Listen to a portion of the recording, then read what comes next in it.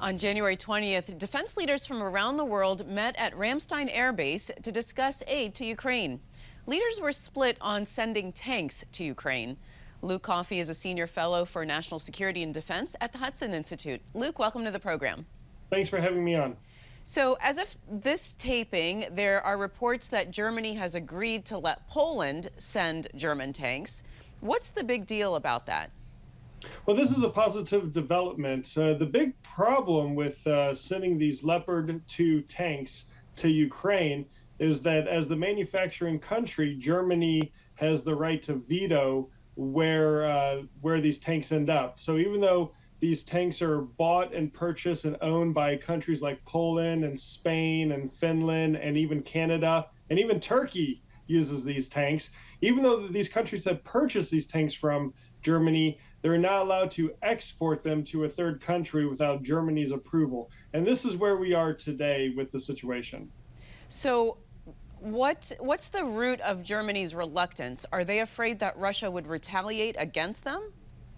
Well, Germany is concerned that it'll be viewed as escalatory against the Russians, that the Russians might take steps to retaliate in some form or another. To me, this doesn't make much sense at all. Considering that Germany has already provided very effective long-range artillery systems that have been used on the front lines and have probably killed hundreds, if not thousands, of Russian soldiers already, why they are dithering over this decision about sending main battle tanks, I really don't understand. Of course, there were some reports that the Germans will allow these countries, the Germans themselves won't send these tanks, but they will allow these countries to send their tanks to Ukraine.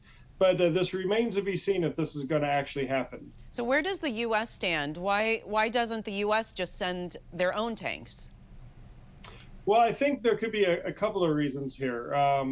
Firstly, it could be that there are a great number of Leopard 2 tanks across the European continent, so it might be quicker and easier and faster to send those to Ukraine first.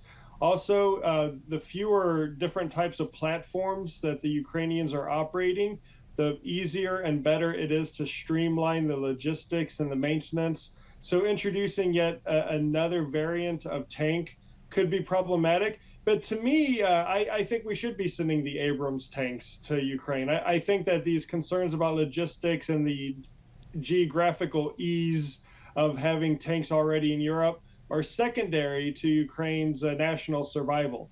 And in the meantime, we should be training Ukrainian crews on how to use Abrams. Even if there are no plans to give them the tanks, we should be training the crews so when we finally find the political will to deliver these tanks, the Ukrainians will be ready to use them on the front lines.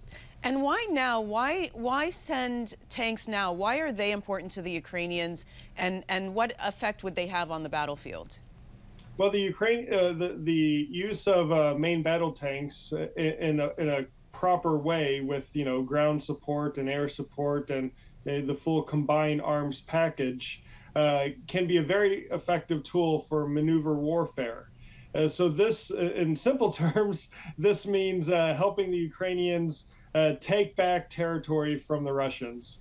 And as the ground freezes into this winter, and then as we see the mud dissipate late spring, early summer, these will be the two important windows for a Ukrainian counteroffensive against Russian forces.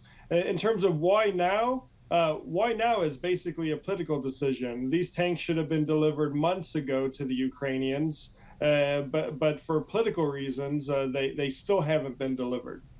And the Pentagon recently announced it's sending over another $2.5 billion worth of aid. What's included in that latest round of assistance, and what effect is it expected to have? This has been the largest single aid package to date to the Ukrainians. In addition to additional HIMARS, the long-range rocket systems that the Ukrainians are using very effectively, in addition to more rockets for the HIMARS and more artillery rounds, we're seeing the introduction of Stryker infantry fighting vehicles and Bradley infantry fighting vehicles being sent over to Ukraine. And the fact that the U.S. government trusts Ukraine to operate these complex systems like the Bradley or the Stryker. Leads me to think that the decision on Abrams can't be that far away. And since the start of the war, the U.S. has sent over nearly $27 billion. You write that that assistance has been a good value for American taxpayers. How? It's a bargain for the U.S. taxpayer when you think about it.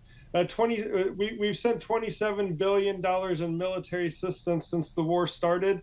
This is 3.5% or so of the fiscal year 23 defense budget. It equals 0.1% of our national GDP, and it's a cost of $3.50 per week to each American taxpayer.